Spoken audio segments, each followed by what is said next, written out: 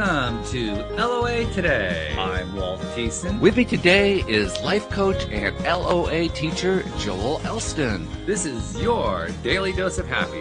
We are so happy you decided to join us today.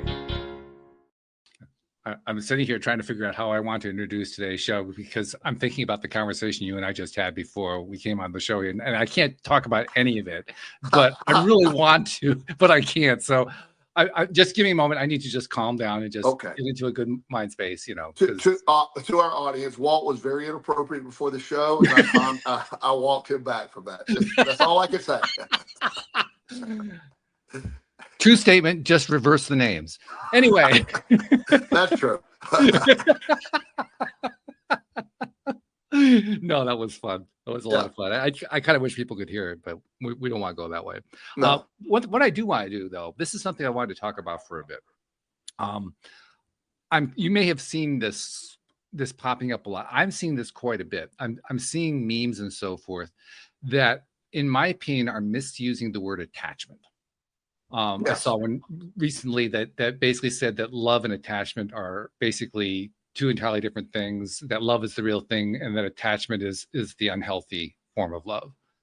And I'm pretty sure what they really meant was dependency or codependency, but they used the word attachment, and I'm seeing that a lot, and that bothers me because true attachment it's bond. It's connection to somebody else. It has nothing to do with something unhealthy or codependent or anything else like that. So I guess I just wanted to start off by bringing that out and asking, have you seen the same thing? I mean, I don't know. Maybe it's just me.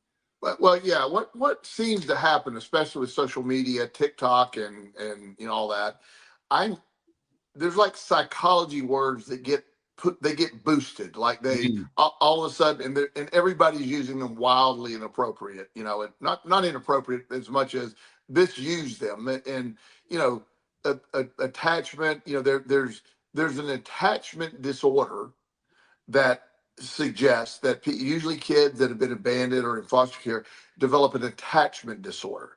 So what that means is they have the inability to attach appropriately to a loved one, or people that try to adopt them. They spend their entire life usually never being able to totally attach. So that's the disorder side of it. But somehow they leave the disorder off and they try to commandeer the attach part. Right. So it's much more complicated than TikTok, as shocking as it may be, the well-educated TikTok people that are talking about the words, and it's just out of context, and it dies over usually. But I noticed that it's like whatever the word of the day, like a while back, like for example, love, being deeply in love is often mistaken for being in limerence. We talked about limerence before. Right. Limerence is not love. It feels just like love. It feels like there's that concept, but it is not love. And not doesn't mean you can't be in love, obviously, but there's some people that get into limerence, and they're usually loving people or think they're loving people that don't love them back. They get attached to it. And so that word was wild for a while, but I have noticed that. And then the good news, that word will cycle away and the new word will come up. This is true. Yes, you can always count on that to happen. Yeah. It grabbed my attention though, because I have come to appreciate not just the importance of words, but the vibration behind words, largely because of the conversations we've had here on the program about how vibration affects what you attract in your life and all that sort of thing. And so when I hear a word being commandeered and used in a way that really isn't appropriate, and that actually takes a good word and turns it into a not good word or into a bad word, that bothers me, because we have a large vocabulary of negative words. The vocabulary of positive words is considerably smaller. So we really don't want to lose any of them. They're good. They're useful. Yeah. Well, and one thing too, in psychology in general, so you have traditional psychology, traditional thought, traditional therapy. And then you have, like, one of the things that are used by many people is neuro-linguistic programming. It's usually not used by traditional psychologists. Right. And within that, they use the word dissociation in a positive notion. In NLP, is it sort of like a protective mechanism of the body is to dissociate, it's protective, it's this, that. Right. Whereas in traditional psychology, dissociation almost suggests there's a mental illness dissociating the inability to dictate reality. Right. And so even within the branches or the genres of or the modalities, there's a difference sometimes. And so people in their field will pick up like a traditional psychologist that was being trained in neuro linguistic programming when I was actually doing the training, really had a hard time accepting dissociation in the way we were doing it. So, and it took a while for her to just accept it's the same word, but it's not indicating the same thing. So often people will pick stuff up and not really understand, and it's really hard to explain. It's a great point. And what goes along with it, I think, is that because of the challenges that are associated with using words in different ways with different meanings, different contexts, and so forth, it creates confusion. And if there's one thing that we really don't need right now, it's more confusion, because there's a lot of stuff to get confused about today. Yeah. To be perfectly blunt, So I don't know. I think it's kind of important to separate how we're going to use the words and which words we're going to use and so forth. Now, like you're demonstrating through the example you just gave, words can be used in different ways. Dissociative, for instance, can be used in very, very different ways. But at the very least, shouldn't we have some idea of what we're talking about when we're saying it and tie that in to the way we're using the word? Exactly. That's why, using dissociation, for example, dissociation is one of the body's ways to protect, the mind's way to protect. In vicious situations, sometimes people dissociate from that situation because it's too much to handle. Right. And so they can dissociate.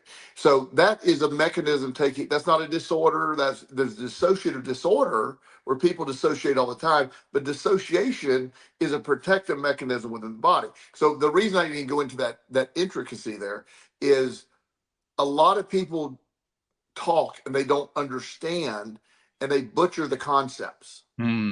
Right. And that creates more confusion. Absolutely. Yeah, it just creates more confusion. It creates more argument, and that dilutes the value of both. When people don't have a full understanding of what you're talking about, then it leaves it open to, it can be harmful when you're using it the wrong way, particularly when you're not explaining it. Like if I were doing an NLP session with a client, I would explain all of this so they would understand the difference in dissociation. I would explain that. So if they go to a traditional therapist, I don't want them to say, well, Joel says I'm dissociating, in the way that the therapist would look like at, you know what I mean? Well, he doesn't know what he's talking about. Well, they would be right. That's not what I'm saying. So I make sure they know. So when in today's world, you got to be really careful with all the misinformation out there to make sure that if you're going to tackle a topic, you really need to know what you're talking about. Like, I always see on Instagram, they'll have something like, right now, the greatest sleep aid in the world is magnesium. Magnesium does all these wonderful things. Magnesium is a necessary nutrient. Absolutely. There's no argument, and it helps calm. It relaxes the blood vessels. It helps calm you. There's a lot that magnesium does. But it's not a brand new innovative sleep aid, and it's an element, and we have a lot of elements out there, and it's just something that you do need plenty of. By the way, I hope everybody takes magnesium because our soils are very depleted. We need additional sources of magnesium. All of that's true, and once again, it's that we use it like, will it help you sleep? If you have a magnesium deficiency and have trouble sleeping, it may help that. If you're fully loaded with magnesium, it's not going to make a world of difference. Not going to do anything else. Yeah. But you'll see that, and a lot of times it sells gimmicks, and they will use a bunch of studies, but the studies again are skewed to their point. They leave out the most important part of the study, that this is a magnesium depleted group of people took magnesium and helped them sleep better, and they were calmer. Which brings me to what I think is I'm not sure how to characterize it. It's one of the major themes going on, in my opinion, in the current times that we live in, which is, I think we're living in an era where people are in some ways being forced, in many ways being challenged to learn discernment. Yes. And we've talked about discernment quite a bit here on the show. But specifically now with everything that goes on out there, and I know that you don't know about most of it because you don't pay attention to the news, but I know you're aware of it anyway to some degree because Some we degree, talked some about of the stuff, yeah. yeah, and a large chunk of it has to do with discerning what's really going on with it, what Right. the messages are really all about. Like, for instance, now this is myself. The way I often deal with things where words are concerned, because we were talking about words a moment ago, is if I'm not really clear, I can't really trust that somebody's going to do what you do. I mean, what you do is great because you actually explain this is what the background is. This is where what the real origin of the word is and how it's used and all that kind of stuff. But most people don't do that. So we really can't count on that from most people. Right. What I usually do is I like to do searches on etymology of words, because etymology is the origin of the words. Where did it all come from? And that's my way of kind of like getting to the root of it and understanding what the word is really all about, and then comparing it to what I'm hearing about how it's being used and so forth. And so that's how I make sense out of it. Now, that's not appropriate for everybody. But my point of bringing that up is we need to have strategies for how we are going to deal with not just words, but concepts that come our way that do have confusion attached to them, because that's how we're going to learn discernment. The question is, what are those strategies?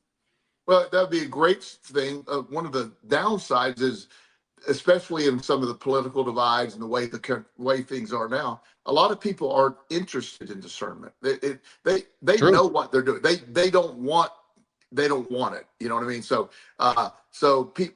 finding the group in the middle, like you're talking about, that is, how do I do that? How do I use discernment? What is that thing? What mechanism? How do I get there? The problem is, at least as I'm observing, neither side wants to get there. That's true. Yeah. And I think it's also fair to remember that what I'm talking about here is really only for somebody who's actually willing to make a change, to think about something, to actually work it through. The person you're describing, they've got all the answers. It's all ironed out. I know exactly what the truth is. It's the only right truth, and so on and so forth. Well, yeah, they're probably not even listening to the podcast in the first place. Well, they would already call the police on us, so it doesn't matter. Right.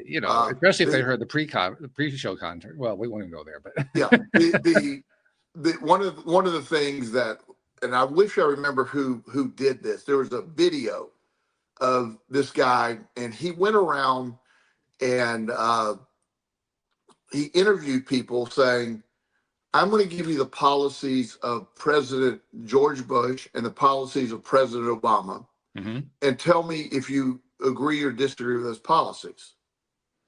And so he would read the policy. President Obama implemented this. Oh, I hated that. That was a ridiculous idea. Right. President Bush did this. Oh, that was great. Well, at the end of the day, they switched the questions. So he was giving them but people didn't actually listen to what he was saying. Right. They went with the person, whatever political thing they were going to do. So a lot of times it's filtered. One of the things that I love, and we don't get political often. I'm not trying to get political, but one thing that I did notice, so when all of my very, very right-wing friends, we hate electric cars, we hate Elon Musk, we hate all this stuff, it's terrible, get rid of it. Then Elon Musk gets on their side, well, yes, we need to protect Tesla. It's like, now, and also for the left, Elon Musk was like a good guy promoting good stuff. Then they flip to, so it's the same man perspective. Exactly. And I'm not taking any sides. You know that, I don't care. But I just found that interesting, just the shift, and both sides just flip, and they don't realize it. It's like, oh no, it's like, how did we get there? So often, like you're saying, it's, that we talked last week about the law of proximity. That applies to your political beliefs. Where you're born has the biggest influence on what you believe. Oh, yeah. Because you grow up around it. I grew up in a Southern Baptist town, very conservative, very religious. Somebody that grew up in, just Midtown Manhattan had an entirely different view of life. We're a small Southern town, traditional values, all this stuff. New York City, tough roll, all this other stuff. And if we look at it, we're on my upbringing was about well, there's no other answer than what we say. And of course, you know my brain, how it works. The moment they're telling me there's no other answer, I'm going, well, that's, even at 10 years old, I'm like, no, we can't do that. You know, because that's, you know, I knew that. If they have a belief, like my mom was saying that, well, because they believe differently than we do, they're wrong. And because there's only one answer in her book, and that was the, you know, the Southern Baptists go that way. Sure. And anybody that had anything other than that, it was absolutely not. That they're just, you know, and you when I realized that the rigidity of that, it just can't possibly be true. And what you're touching on, I mean, literally you're touching on something that gets addressed in Poli-Sci 101. I mean, I was a political science major in school, so that's why I know. That's one of the things they talk about. Literally, whatever your parents' political beliefs are, 75 to 80% likelihood you're going to have the same beliefs. It's that high a percentage. Yeah. And it's been consistent like that for decades. This is not something that's new. This has been going on for a long time. Yeah. So it has nothing to do with the current political divide. It has to do with who are your parents. Yeah, I mean, my childhood, it was the same thing. You know, it was just as passionate, just the same thing. It was, in fact, when I got to be 12, and I just knew there was something other. I never doubted. All these are my opinions. I never doubted what I consider God. There's an energy. I felt that. I knew that. Mm-hmm. So I never debated a God. I debated the silliness of religion. In my opinion, silliness of religion. That made no sense. There were so many inconsistencies. And so I went on a search that it was I was blocked from finding. I didn't have the internet back then. So I there was no way for me to get access to the things that were out there that I knew was there. And turns out they were there. Found them later. And as soon as I found them, I knew instantly what it was talking about. Absolutely. Yeah. I know exactly what you mean. And by the way, I'm probably going to hell too, because I have the same kind of belief, but that's okay. You know, we'll have a good time there. You know? We will have a blast. In fact, I think so. Yeah. I think we'll elevate hell. I think we really want I think so. Yes. Yeah. It's going to be the place to be. Yeah. But in all seriousness, what we're talking about here is just how potent, how powerful these attitudes and beliefs are that get handed down from generation to generation. And when there's a shift that happens, and by the way, since it's 75 to 80% on political beliefs, that means there's a 20 to 25% chance that you're not going to be the same as your parents. So there is at least some room for change to happen. But when it's that heavy a level thing, and that's just politics, I mean, we pick up all kinds of stuff from our parents. Right. Especially if they are directly in our lives. If there's like a father who disappeared, he's not really part of the life. Same rule doesn't apply anymore. Right, of course. You know, he has to actually physically be there, or she has to actually physically be there. But as long as they are, it's going to affect you in a lot of different ways. And one of the most interesting ones, from my perspective, is how many times a child will grow up and say, "I'm going to raise my children different from the way my parent raised me because they got X wrong, and I want to make sure I don't get X wrong." And then what's really fascinating after that is they reproduce the same result. Completely. What happened? I mean, how could that be? That's the first thing that comes to your mind. Like, well, I was going to do it differently. Why do I get the same result? Yes.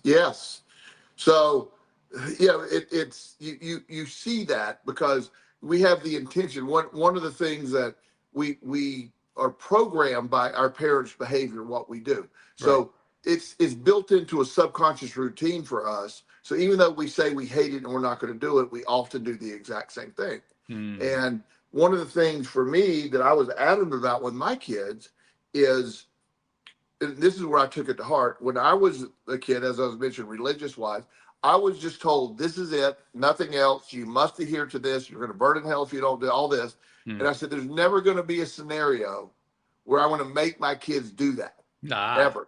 And, so I did the opposite. I explained to them the concept of religion, all the multiple religions. I explained what I believe, and I told them I'm not asking them to believe what I believe. It took me a long time to develop that. I would love for them to develop what they believe. And it was good. And they'd ask me a lot of questions. And so, my oldest son, TJ, who, passed away, he came to the analogies. He went through them all over the years. He looked at it. He also had that sort of rebellious side. So he wasn't going to believe what I believe just because of course. He would never conform, But I kept telling him, I'm good with that. You don't have to believe anything. I just want you to understand that I want you to develop whatever you believe in the systems. And he goes, do you really believe what you believe? And I said, with all my heart. It's just, I have proof and evidence of that. I said, but it took me until, in my mid 30s before I got there. And so he got to a point, he goes, yeah, I hate to admit it, but what you're telling me makes the most sense. It's what I and I said, well, don't do that. See what happens. But you get there. But what I'm fascinated about is I come from a very different background than you. Many different people, but so many end up here. We all end up at this same. It's like people that go through a bunch of stuff that have a lot of journey to travel, we end up at the same place, which I find very suspicious and fascinating. I agree. Yeah.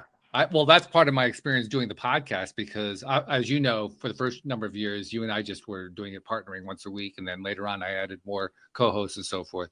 And then about 3 or 4 years ago, I started to bring guests on a regular basis. I'm fascinated how often, even though we don't make law of attraction the main topic anymore on any of those shows where the guests are on, amazed how many of those guests come on and make it a point to tell me that they're believers in law of attraction. I didn't even ask them. Right. They just it's like, wait a minute, where'd that come from? Well, because I, in my journey and all the stuff and having faced, all the stuff I faced and the law of attraction, it's not a religion. It's a law. It's a law. It's how it operates. It's I don't have a religious belief in gravity. I'm grateful for it, but nonetheless, it doesn't. Yeah, right. It doesn't.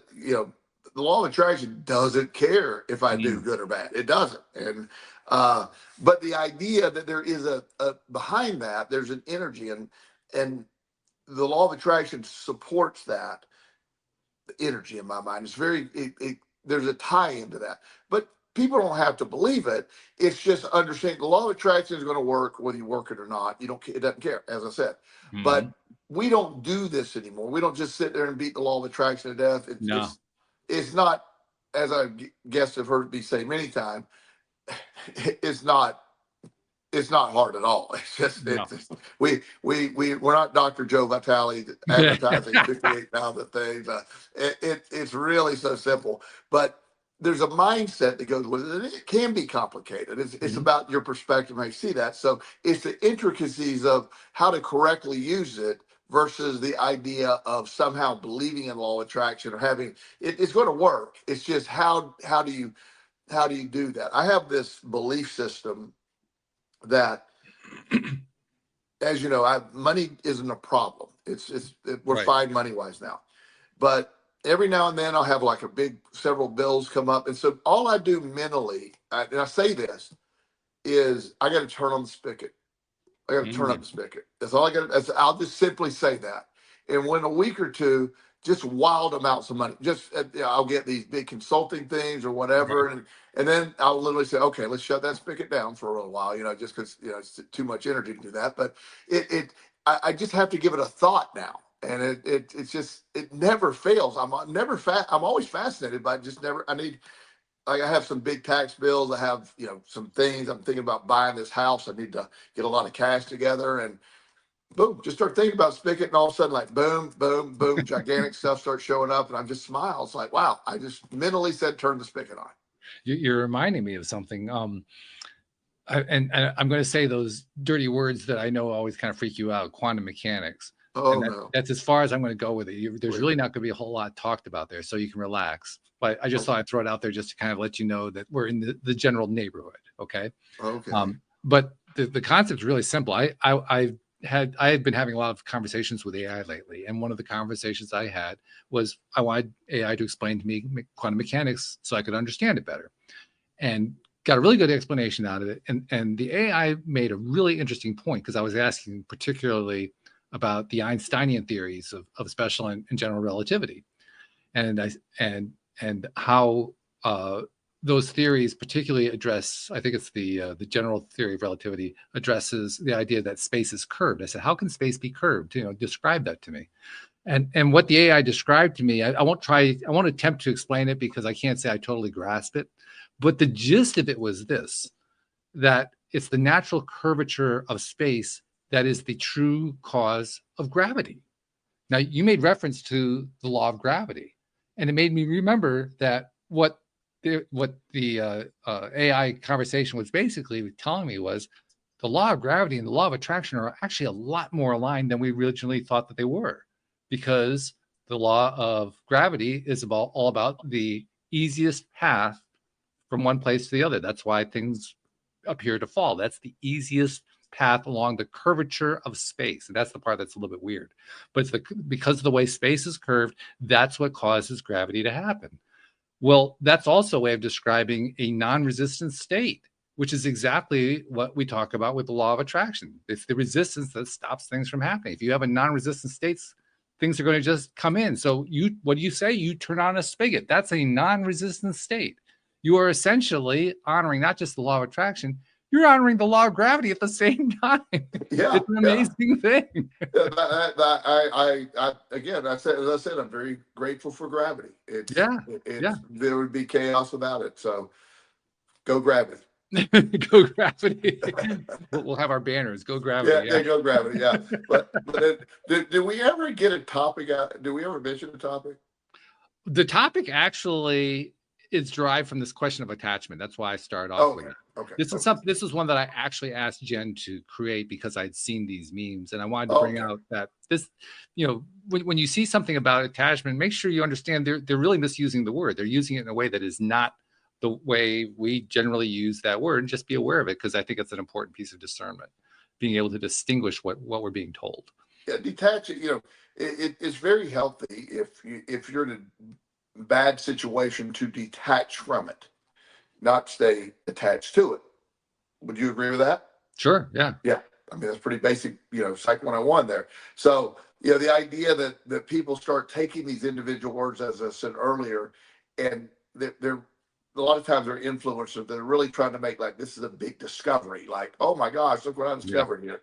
And it's like, no, you just got it wrong. But just misusing the term. That's all. And in yeah. that case, it's kind of weird because the term already exists. Dependency already exists. Right. It's not like we have to go reinvent that one. Right. Exactly. So why don't I just use either dependency or codependency? And I have to admit, there's a little confusion with the co part. I never really. Do you know what the co part of codependency is all about? It is it's about a 20 paragraph explanation that I don't remember off the top of my head. Okay.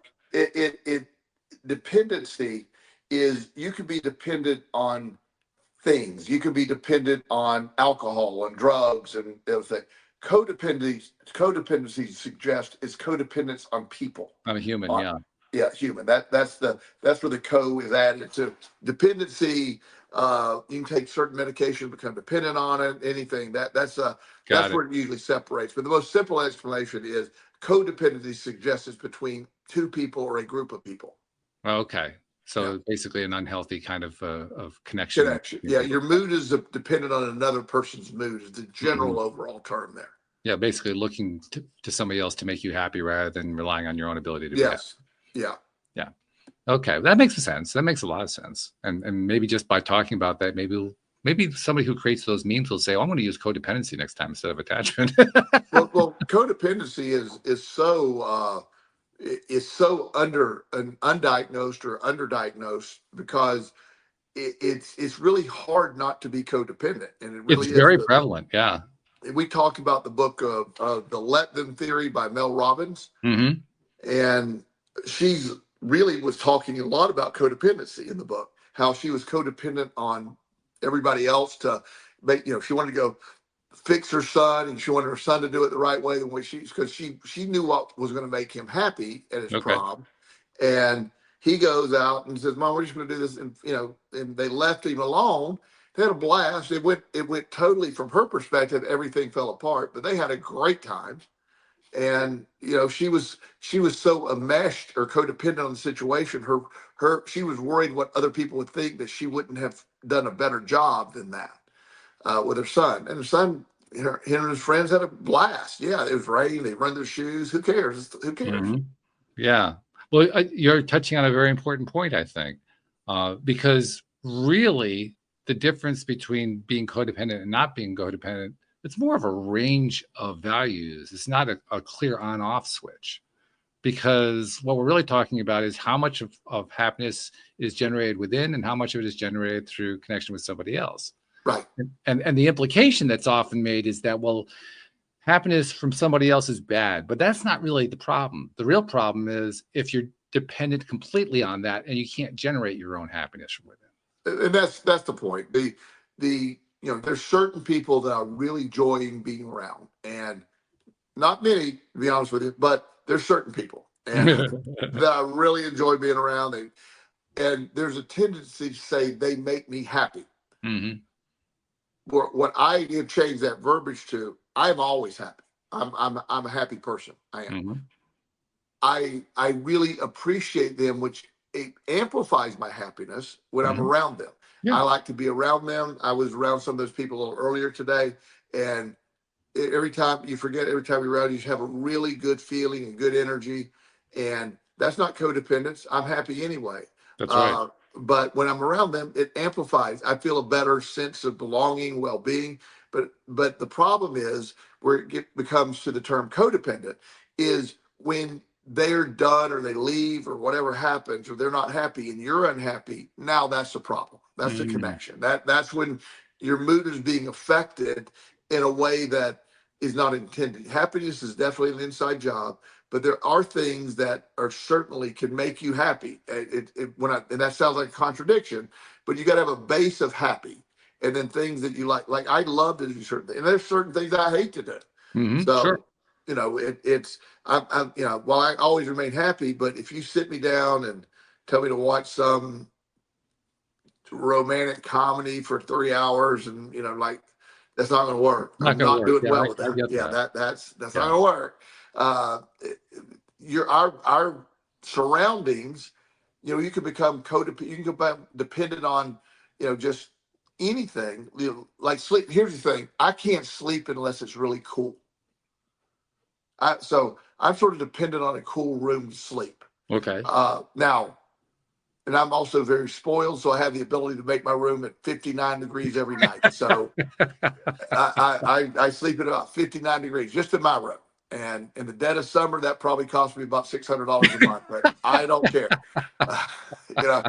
But it is what I've done. However, I can eventually adapt that if I had to. It's just what I've become dependent on.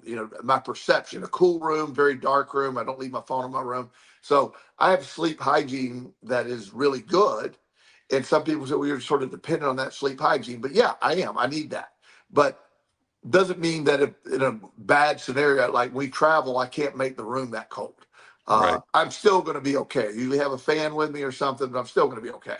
So it's not the end of the world, but there's exceptions. But when we get into trouble is when your mood is dependent on someone else's mood or someone else being in your life, then that can get into codependency. But here's another example where it's my son TJ who passed away.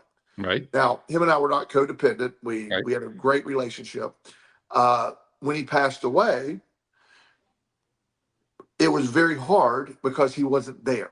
Sure. But that was the loss of his energy, or not his energy, loss of his physical presence, his energies remained. But it was very, my mood was drastically affected a while because the perception of him not being here.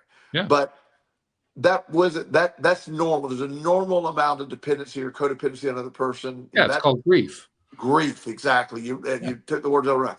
That's the whole explanation of grief. It's not codependency. But when you can only be happy when a certain person or group of people are happy, that's like a lot of moms get caught into that. A lot of moms get so codependent with their kids that they judge their happiness by how happy their kid is, and they try to fix everything for the kid to make them more happy, and that debilitates the kid. Yes. It also strikes me that this ties in to what you like to discuss when you talk about the law of action. And the reason I bring that in is, strictly speaking, we don't really need to take action in order to have good things happen. If we just maintain high vibration all the time without taking action, good things will happen. But as humans, it's so much easier for us to maintain high vibration when we take action. That's why the action is so valuable. Yes. That's why you keep hammering on the law of action, because damn, the thing works. Well, and in my case, action is always, I've always associated action with the law of attraction. Mm-hmm. So some action, my perception is I have to take some action. Now, maybe that action is just turn on the spigot in my brain. That's an action I took. Sure. But I don't have to go out and change my business model or do it. I just mentally go, okay, let's ramp this up, and we'll do that for about a month to get a bunch of money in, and then we can get back to our normal great amount of money, but not the bunch of money. Makes any sense. And of course, the big advantage to shifting into an action mode of some kind is that it does break that resistance that we were talking about before. It's a way of breaking the fixation that we have, a codependence, if you will, a fixation on something that it's got to be this way. This is the only possible way. And that, of course, that's what holds us up, because Yes, it doesn't have to be just that one way. Yeah, no, that's fantastic, and I'm glad you said that, because it's just, you know, the problem with people that get, and I like to play devil's advocate because I'm very much a law of action guy. As you know, the action is necessary for me to really do it the way I want it. And that's only because of my belief. But when you get pigeonholed by believing there's only one action to do something, then everything fell apart. Yes. Falls apart. That's the problem. So when you think there's only one solution right now, and that's the action I got to take, now that has a reverse effect. With law of action, for me, is just any movement towards something and then just letting it go is action. And it's especially worse if you have something that you're fixated on, an action that you believe you have to take, and you don't want to take it. So now not only are you stuck on it, but you won't take it, so you just freeze yourself. Absolutely. Well, yeah, and that's the problem when you're convinced of that, and then it's not working. Then you're just stuck. I have a really good guy that I know, and he developed this app, and the app was, I don't want to get into what it is because it may violate what he's trying to do, but it was a really good idea for an app, and he was convinced that this is a multi-million-dollar project. It's going to be a big app, and so he worked hard in developing. The concepts were good, and he couldn't never get it over he just couldn't get any bike takers. He just couldn't. He kept adjusting, and he kept asking people for more and more money to get it done. And eventually everybody said, look, you've become obsessed. He started using his savings to play the market to try to win money. It just got really bad. He lost a lot of money on this. And he was convinced that that is the only way to success. When we were talking, he was telling me about just a concept, not, sort of saying, I sort of want it to work like if we did an app for this. And I go, what about that app you're talking about sounds far more plausible than the app and he's like, no, that this is the way to go. And I'm like, you've tried this for a year. It's cost you $200,000. Most of it's not your money. You are now chasing that idea, and that mindset is never going to allow it to work. He just insisted that was the answer. Then eventually he listened, pursued the other app. That came together quickly. He started building it. Somebody bought it for him, in early development for like $200,000. So it offset his losses. Yeah. But it was, at least he got to start from ground zero again. But he was just mentally so stuck on one thing. And it just, that gets you. That I got to be careful of that too. I often get stuck on one. That's why I like to ask people. I like to ask other people who have different ways of doing things. How would you do this? What is this? I love my concepts, but I don't want to get stuck on it where it just ruins me. Absolutely, I know exactly what you mean. And in fact, we've talked about this indirectly. We talked about in the earliest years that we were doing the podcast. Because one of the things that we would talk about, I would bring it up more often, is how when you start relying or trying to rely and trust that law of attraction is going to deliver what you want, you end up on a roller coaster. And that roller coaster can be very disorienting because it sends you all over the place on stuff that you thought was going to have nothing to do with what you're doing. And, oh my God, I don't know if I could even stand this ride. Well, that roller coaster is basically the universe trying to shake you off of that one thing that you've been hanging on to tenaciously. But I didn't think about it that way. when we were first talking about it, I never thought about it that way. It's only now that I can look back and say, oh, I was just hanging on to an idea tenaciously, not willing to let go of it. Yeah, completely. Yeah. And yeah, we did talk about. I remember some of our conversation. You said that it was like, yeah, I think you're stuck on one thing here, and pretty much. Yeah, and that's smart. But the overall view of when we start, I love the original concepts of you and I are word people, and I'm very much into definitions. So I have this doctor that's doing some really good work on my shoulder. All the years of weightlifting, my shoulders give me some issues, and I am certainly about the body able to heal itself, but I also like modalities that increases that happening. Now, whether it's my belief it's better, doesn't matter to me. It could be placebo. I'm good with that, but I feel it's really working. And so I was in a position with my hand up here, and there's this, it's called soft wave, and they're putting these sort of radio waves through the joint. And when it hits the part that's injured, it's pretty painful. Now, I have a very high level of tolerance for pain. No big deal. So I'm sitting there, and she was using the device to get it. And I mean, it was very painful. And she said, well, I said, yeah, I feel that it's painful. She goes, I can tell. I go, how? She says, your hands, you're trembling. And I go, I am not trembling.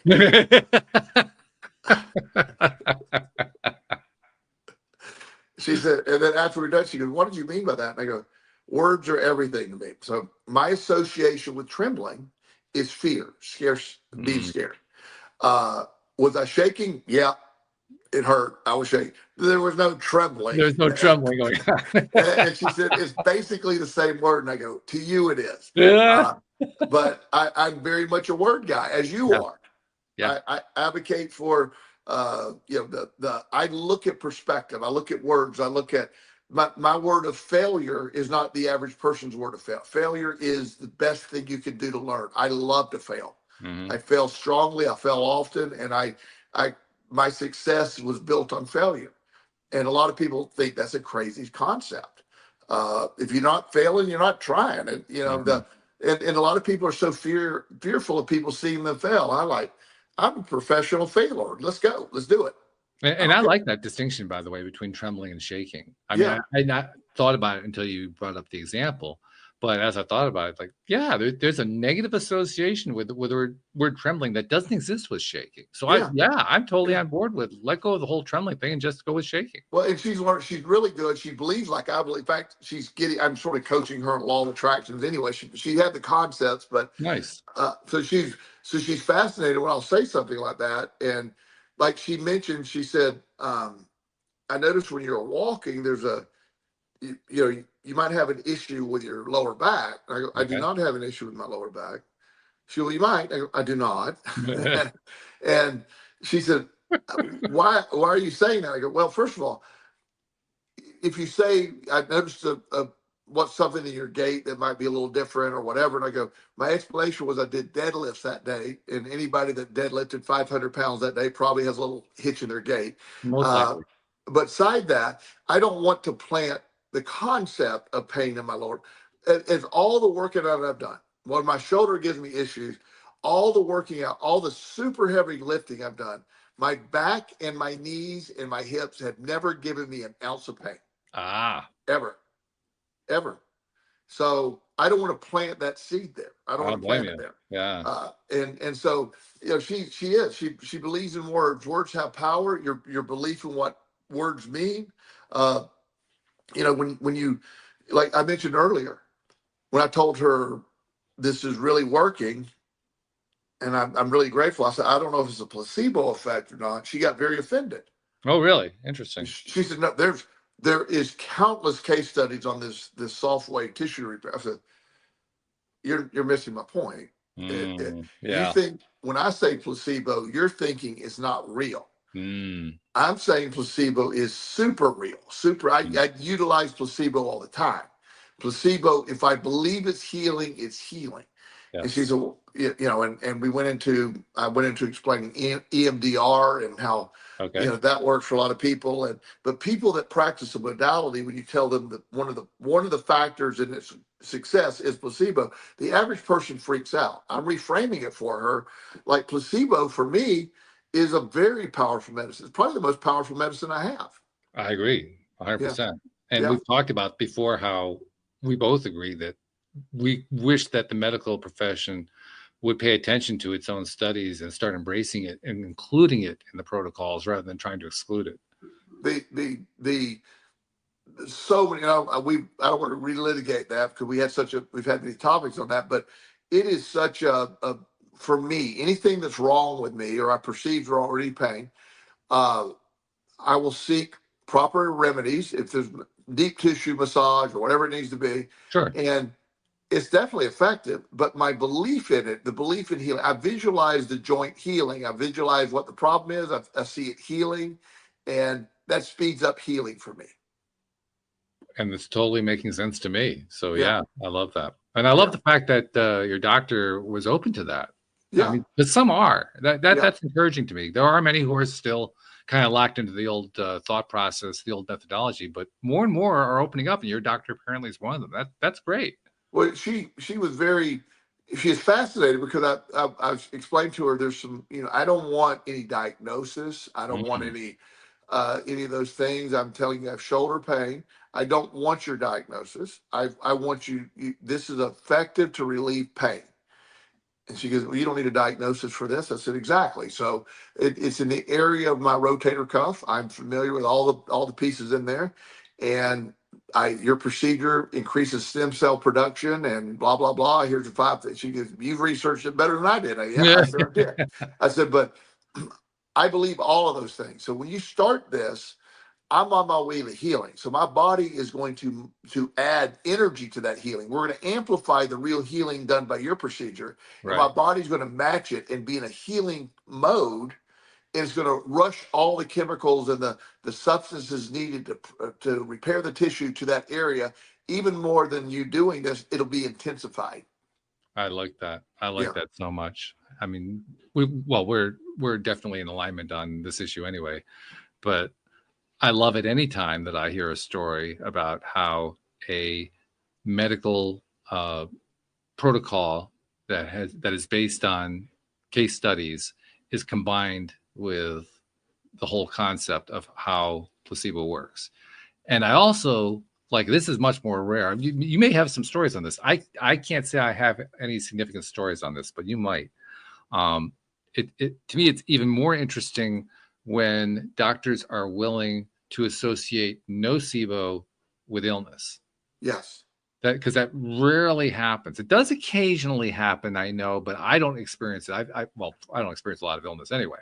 But in the conversations that I've had with medical personnel, I can't really point to situations where the medical person said, yeah, nocebo is something that we're embracing as a concept so that we avoid promoting illness or we avoid promoting injury or accidents or anything like that. I can't say I've ever heard anything like that. Maybe you can think of something. I just can't find one. I can't either. One of the problems is the medical AMA, somebody that's in a position to diagnose usually and do stuff, there's really strict guidelines about what you do. Like in the old days, old days could be 1980s or whatever. Right. A pharmacist, my grandmother was a hypochondriac. Okay. And so the doctor put what in his scribble handwriting, a pill, and had a name to it, whatever, sorbitol or something. I remember that it was funny, but it was crazy. And basically, it was a sugar pill. Okay. And it was a tiny pill that looked like an aspirin. He told her, you take this 3 times a day, it'll do these things. And the pharmacist would fill it with the name that the doctor said. Today, you're not allowed to do that. Back in the day, the doctor could do whatever you want to do. Right. And the amazing thing behind that is my grandmother was convinced that was her most important pill. Interesting. She loved pills, apparently. So that's the one she said, I cannot go with that. We can't run out of that. And the pharmacist charged her, like, she said, I cannot believe it's so cheap. It's such an effective pill. And so I talked to the pharmacy one day, and I was a kid, and I said, she said she didn't understand why it's so cheap. He goes, look, it's unethical for me to charge more than $5 for this. So he said, I get it, but he gave her like 100 pills for $5 or something. Right. And she took it, believed in it, and it helped her greatly. Which is very encouraging. And it's I want to be careful when I say this. I wish that similar stories would happen more often. Let's put it that way. Yeah.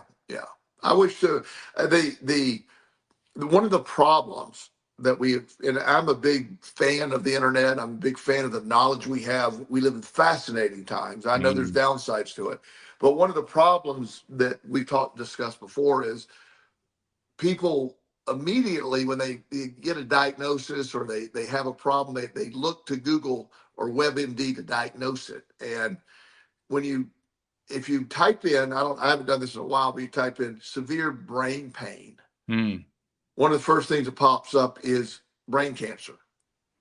Makes sense. Yeah. So people clearly I got brain cancer. No, you got a migraine headache. No, you're drunk last night, whatever. But but your body will respond as if it's that. And that's the danger. Yeah. So, back in the day, I had many years ago, I had a MRI done on my back, and they picked up my kidney, and the doctor said, look, I'm sort of torn between telling you this and not, but I don't want somebody else to give you an MRI. He said, on your kidney, there's a polyp, but it is definitely benign. Cancer doesn't exist there, but I don't want somebody doing this again, saying to whatever. And I go, so it's nothing. Yes, nothing. And so, but I appreciate you telling me.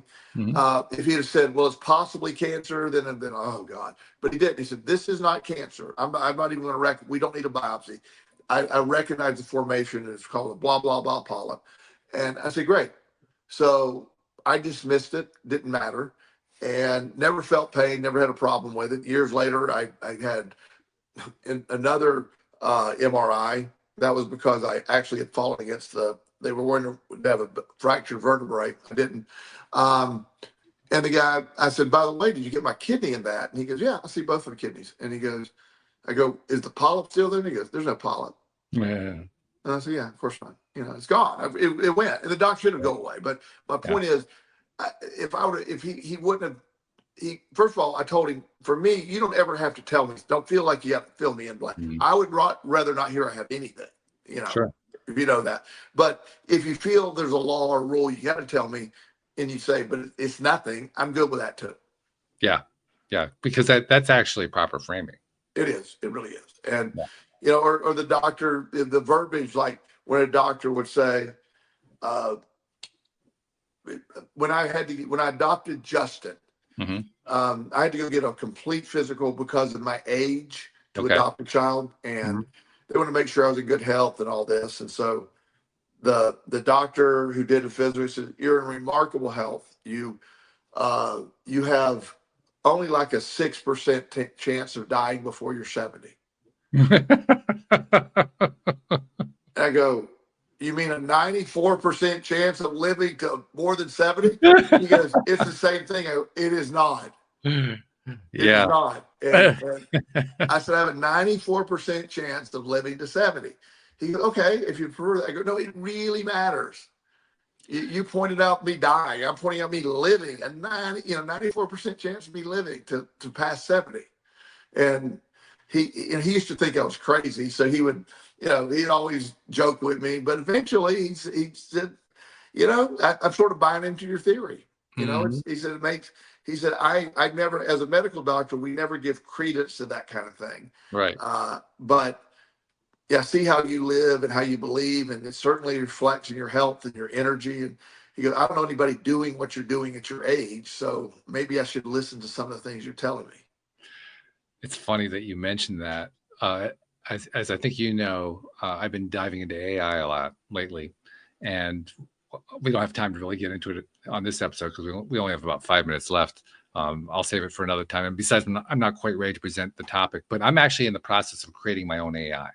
Nice. It's actually possible to do that. It does take a lot of programming to do it. And if it wasn't for AI to do the programming for me, I wouldn't be able to do it. So I'm glad to have the AI to help me with that kind of thing. But one of the things that I have very deliberately done as I have been trying to put this together is, first of all, I try to understand what actually happens, what the software actually does, and how to make sense out of it. And I have the AI explain all this stuff to me, and it's really helpful. I also am making a deliberate effort to reframe the way things are expressed. One of the key things that happens, and you don't have to know the whole theory of it, but I can just give you the one piece that will make a lot of sense to you. There is a major calculation thing that goes on with AI called average loss. It has to do with what happens when you, quote, train, unquote, an AI, which is basically how you create the thing in the first place. And average loss is a mathematical concept that's used to determine, how accurate was each answer that an AI gives to whatever it is that you're putting out to it. And they use it as a way of evaluating, okay, here's where the training is going, and this is how much progress we made, and this is how fluent it is, and blah, blah, blah, blah, all this kind of stuff. It's all based on this idea of average loss. And I am insistent each time that it's brought up that, okay, I understand that I can't change the formula in the math of the coding yet because it's still defined that way. But can we please talk about it in terms of how close are we in proximity rather than average loss? Can we at least in our conversation leave that out and replace it with a more positive approach? And the AI, of course, being very compliant and wanted to go with the direction I want to go, and says, yeah, sure, let's do that. And so we start reframing it that way. We haven't completely found a mathematical formula that will do the same thing as what they normally do with this average loss concept, but we're really close.